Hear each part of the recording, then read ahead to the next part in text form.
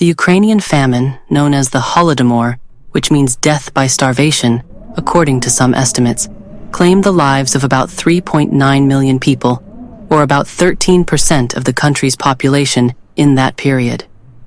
Unlike other famines recorded in history, which had natural causes such as drought and others, the Ukrainian famine occurred as a result of repressive policies taken by Stalin between 1932 and 1933, according to the History Channel website documentary.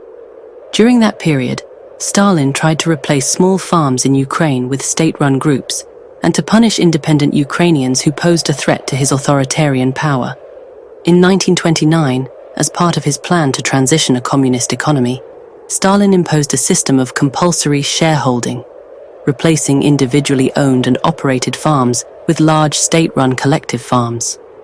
Small farmers in Ukraine refused to give up their lands, but Russian officials forcibly expelled these peasants from their farms and exiled nearly 50,000 Ukrainian agricultural families to Siberia. In 1932, Stalin deployed police forces to confiscate all grain, livestock, and other foodstuffs from Ukrainian farms newly brought under the umbrella of communism, including the seeds needed to germinate the new crop. These steps did not go well in Ukraine. By the fall of 1932, it became clear that the grain yield in Ukraine was about 60% less than what the Soviet regime had planned.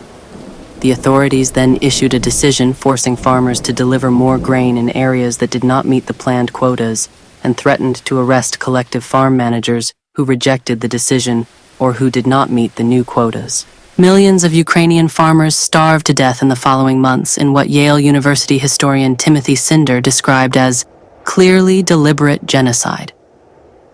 As the famine worsened, many tried to flee in search of places with more food, and some of them died during the journey, while the Soviet secret police prevented others from escaping. Ukrainian peasants resorted to desperate methods to try to survive, according to a 1988 U.S. congressional report. Among these methods is using the meat of domestic animals, tree leaves, bark, and roots to obtain food. Some members of farmers' families even died from poisoning after eating dried beans without cooking them due to extreme hunger.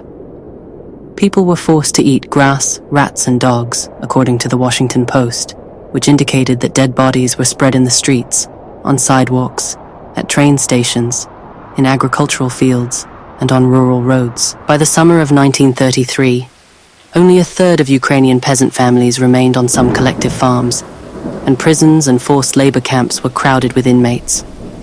With almost no one left to grow crops, Stalin's regime resettled Russian peasants from other parts of the Soviet Union in Ukraine to cope with labor shortages.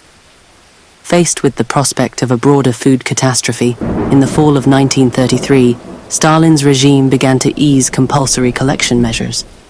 But it was too late, and millions had died as a result of repressive measures against Ukrainian farmers.